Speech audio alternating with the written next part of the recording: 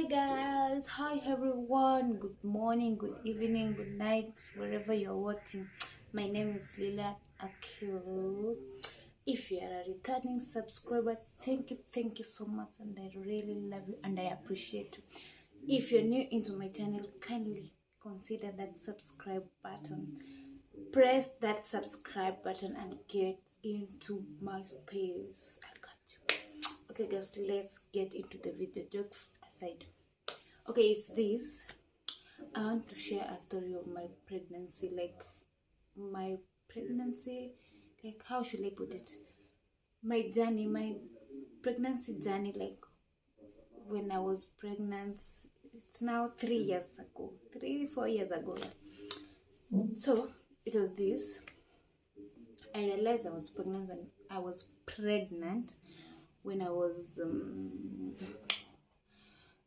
6 weeks pregnant, and what made me realize that I was pregnant was I had an infection uko chini. You can understand, I had an infection uko chini. So the infection was like, I thought it was a UTI, yeah, of which it was not. I took long before I disclosed or before I went to the hospital. I was like, let me try it on my own way, maybe it might go away, because yeah, that's how I assumed. So there's this friend of mine called Doreen. After it was getting worse, nikaenda nikashare na Doreen. I told Doreen that I feel like niko na infection huku chini. She was like, no, go to the hospital, they test what is happening and what blah blah blah blah.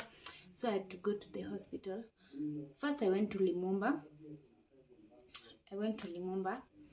and they didn't find anything. The only thing for them, they didn't even do anything. I was fed up with that place and I walked away. So I had to go to General. When I went to General, wakapima urine and blood test, there was nothing still. Then after that, I went to Russia, where I explained. Also, they told me that the only thing they could find was that I was pregnant, and after that I was told to go for an ultrasound. So I went for an ultrasound. After that, wakapata I was 6 months pregnant. 6 weeks, 6 weeks pregnant, which I was like, gosh, why at this time, and I'm still young. So I was like, okay, Umesha come to my way, have nothing to do, so I have to get into the motherhood. But it was so unfortunate. So part of the story is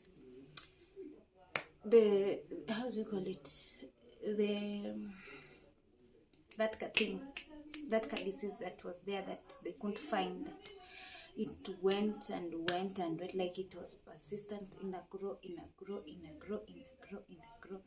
until now. When I was 4, I was like, let me share with my mom, but I was like, no, I want to surprise my mom. I don't want my mom to know anything about my pregnancy, so I will just surprise her, because she was like, Lilian, you're not even giving birth, your friends are giving birth, and you're not, that pressure, what blah blah blah blah blah blah. So I said, okay, I'll surprise my mom, like nishike ball without her seeing me, nizae without her realizing anything. Then I go home with a white soul na mtoto na everything. Then I see the reaction, but it was so unfortunate.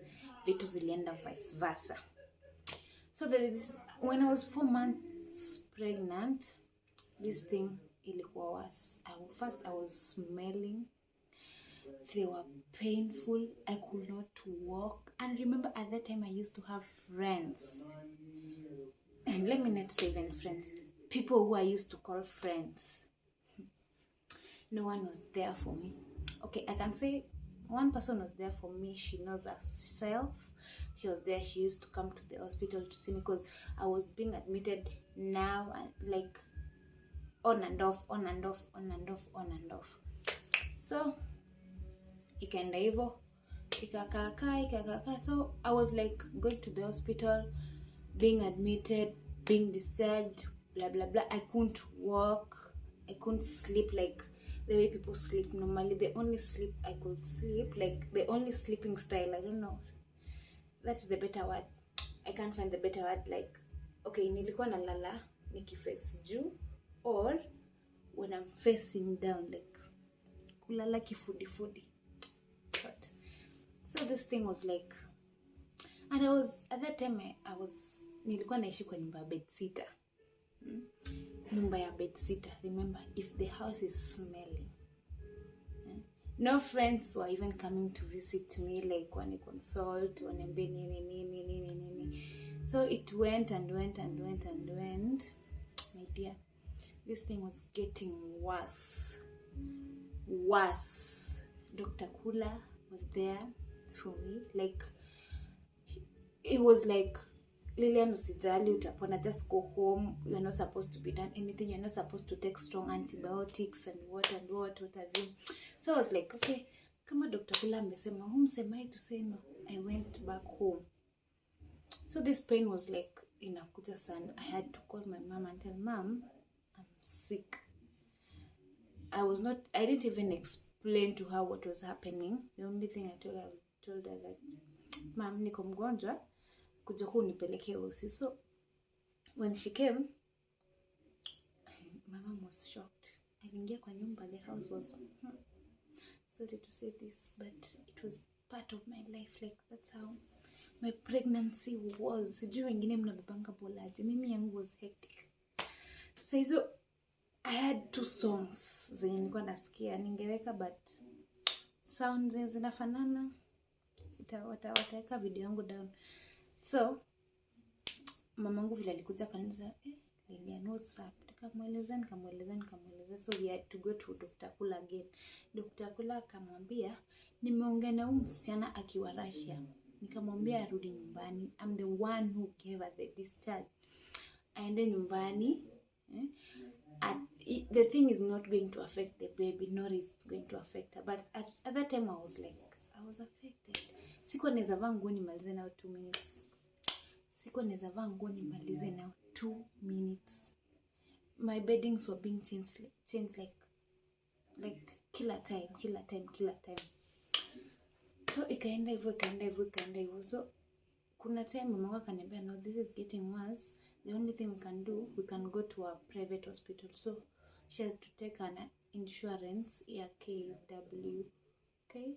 Kenya Women, what that one.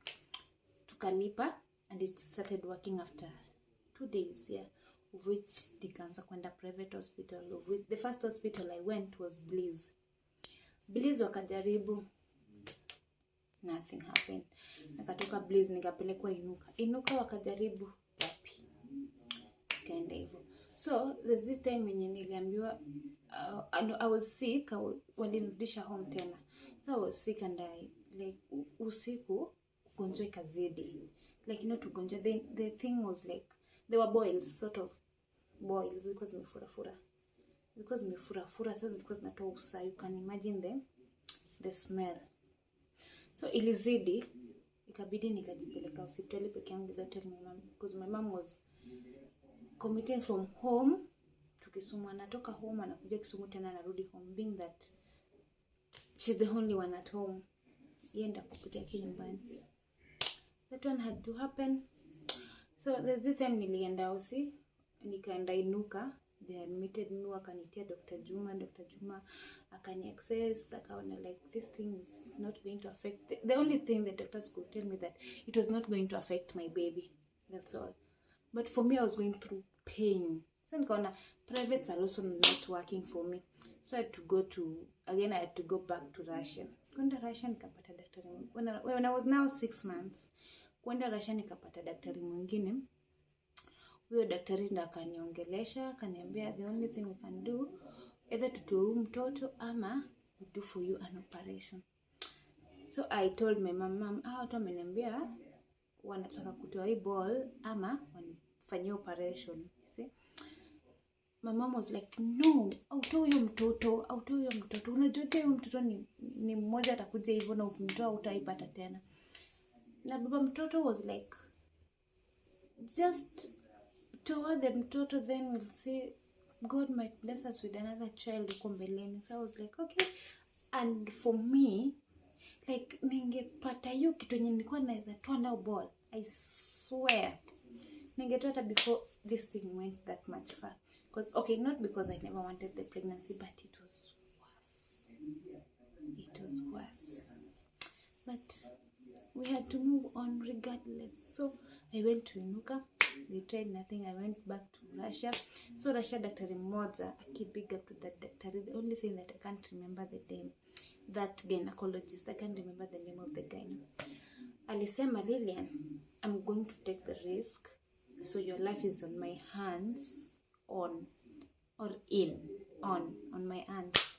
In case of anything, I'll be held up responsible.